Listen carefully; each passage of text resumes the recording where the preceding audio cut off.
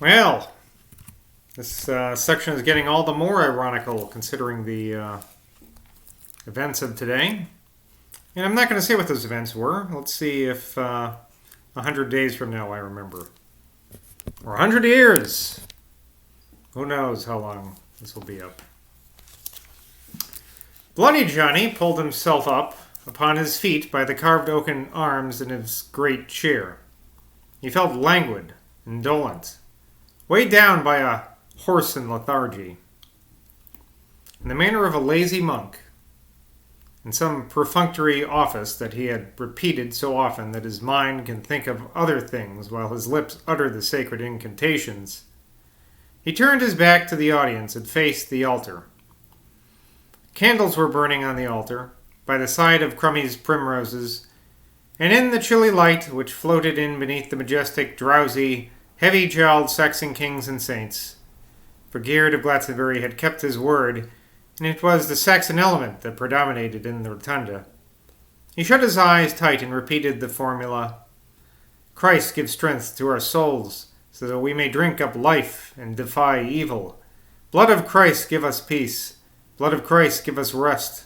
Blood of Christ give us joy forever." These words Mr. Gerd uttered in the mechanical tone of one who has so much faith in the magic of the syllables that he has no need to intellectualize them or to emotionalize them. Some of the audience remained seated while the invocation took place. Others stood up. A very few fell upon their knees. But Mr. Gerd swung round and now sat down, pulling the bearskin over his thighs, for he suddenly felt cold. It was the man's extraordinary sang-froid, his heavy, languid aplomb, that many people found to be so effective. To the Welsh element in this particular audience, itself so high-strung and excitable, this unruffled phlegm of the prophet was profoundly impressive. "The point I had reached in my argument, my dears," he began, "had to do with the souls of microscopic insects." This personal appeal to his hearers as "my dears" always had a very queer effect when people heard it for the first time. The sturdy, virile, moralistic hearers were often so shocked and felt such deep resentment and distaste that the man lost them completely. They became enemies for life from the moment when the word "dears" left his mouth. But others felt exactly the opposite, felt, in fact, a responsive tenderness towards Mr. Gerd. "You often hear people say," he went on, "that insects have no souls. Now, what Christ came and told me this very night is that every insect, down to the smallest mite, microbe, or bacillus, has an immortal soul. It must have been about 2:30 last night that the Master told me about insects having souls. I know it was about then, because I'd heard the church clock strike 2. And I asked him if worms and such things as slugs and snails had souls. I asked him. 'Every jack one of them, sonny,' he said. 'Every jack one of them.' All these souls, my dears, the Master explained to me, though perishable in relation to the visible, are imperishable in relation to the invisible. They do not, as the heathen poet says, die all. Something in them sinks down and escapes into the undersea of undying being. Bodies are only one expression of souls, and when the bodies of worms and gnats and zoophytes, yea, of the smallest amoebae that exist, perish in this dimension, something, purduing and indestructible, that has been the living identity of these tiny creatures, escapes into the dream world whose margins overlap ours. This other world, this invisible dimension, is as much a dream world as our own. Into this sequence of dream worlds our souls drive us forward, drinking up life and struggling with evil, seeking rest and peace. To ask where can there be space, where room, for all the myriads of consciousness, spawned by the life stream since our planet began is to ask a babyish question. Space and time, such as we know them, have no meaning in this other dream world into which the undying souls of all dead organisms pass. Christ's blood, my dears, is the life sap that pours forth when any organism, pierced by the thorns of this troublesome dream, passes into the one that surrounds it. One of this deeper dreams that, out of this deeper dream, there fell of hold upon our Glastonbury something that bewilders and troubles us unto this day. To approach it gives us a shock, a perturbation, a spasm, a shudder of the life nerves. None can touch it without a fit of travail, throes, an ecstasy of sweet insanity. None can take it up wholly into themselves and live. To touch this thing at all is to drink up life at its source. Such a draught renders us strong as lions. Fortis imaginatio genets causus, as the old schoolman says. And with wills thus fortified, we can drink up day and night from all things in the world, from the winds and the rains, from earth and fire and water and air, the blood of the eternal. And the Master told me more than this, my dears. But we men or women, he said, our souls can embrace the sweet bodies of one another till flesh and blood yield up their essences. Only good can come, my dears, from every embrace. It matters not at all from what cups or from what goblets we drink, so long as without being cruel, we drink up life. The sole meaning, purpose, intention, and secret of Christ, my dears, is not to understand life, or mold it, or change it, or even to love it, but to drink of its undying essence.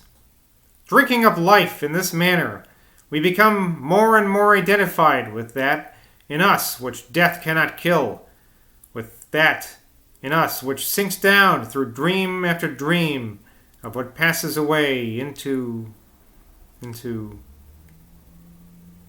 something, my dears, that is something that is the blood in the water and the Gerd of Glastonbury stopped without finishing his sentence.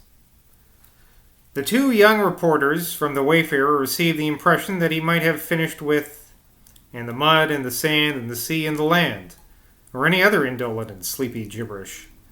Stretching out his legs, however, he allowed the tattered bearskin to fall away from his knees. Shamelessly, then, in front of them all, he lifted himself up a little in his chair and broke wind. Then, with unabashed aplomb, and scarcely covering his mouth with his hand, he yawned portentously. "Any question for me, my dears?" he muttered in a voice still half strangled by his yawning. An unemployed Welsh miner, tall, lean, starved, tragic, who had worked his passage to Bristol from Fishguard and then had tramped to Glastonbury from Bristol, and who was now subsidizing on a special fund that Dave Spear had placed aside for working-class visitors, rose up on his feet at the back of the rotunda under the great, placid, comfortable head of King Edgar, the peacemaker, and said in a low, troubled tone that rang through that assembly like a broken harp-string, "I'd like to know, Mr. Mayor, now that you've finished telling us to enjoy yourselves like the beasts, when you think King Arthur is going to come back?" Instead of waiting for any reply to this question, which was uttered in a voice trembling with indignation, the tall miner, with a contemptuous jerk of his shoulders that expressed deep loathing for the rotunda and everything in it, pushed his way through the crowd and at the back and left the place. But the bolt he had flung down created a violent disturbance among the audience. High words arose. The Welsh people in the hall began arguing fiercely among themselves, some of them sympathizing with the man, some of them denouncing his uncivil outburst.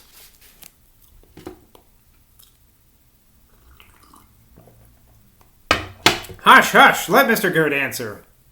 These words came to the lips of Nancy Stickles, who from the very beginning of what she called the mayor's ministry had left her house day after day the moment she had got her Harry's breakfast and slipped off to Chalice Hill. The two young neophytes from Attling's office, who had been nudging each other nervously as they noted how ruffled and disturbed the great man in the big chair seemed to be by what had just transpired, looked at each other excitedly when they heard Nancy's voice. "Quite right, Mrs. Stickles," one of them could not help crying. "Quite right." It was these two young men who, when their prophet was dead, maintained steadily that he committed suicide from pure disappointment over the fiasco of this final discourse.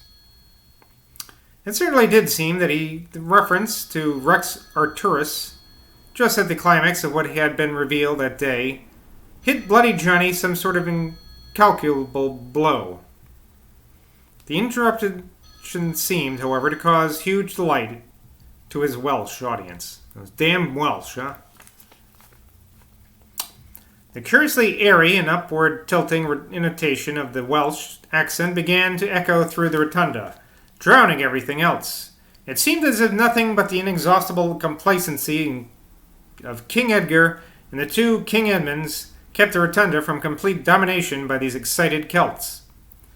Gerd of Glastonbury surveyed his disturbed flock like a bewildered shepherd whose woolly subjects had plunged into a forbidden field. In vain he stared at the calm lineaments of King Edgar.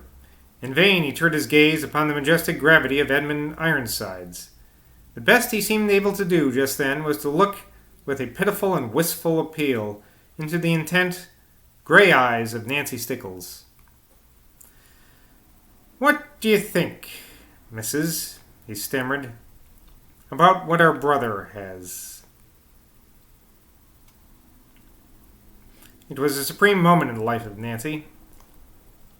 If the truth were known, this mystic-minded girl was playing now the historic role of the devoted disciple who, at an unexpected crisis, supports the master's weakness with a faith greater than his own.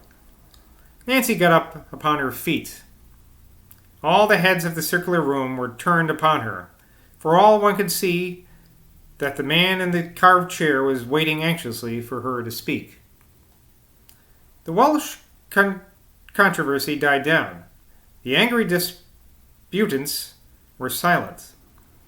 A few puzzled Germans, not having caught the miner's words about King Arthur, cried, "Hush, hush!" in their own tongue. "Mr. Gerd," began Nancy Stickles, or Stickles, I don't know.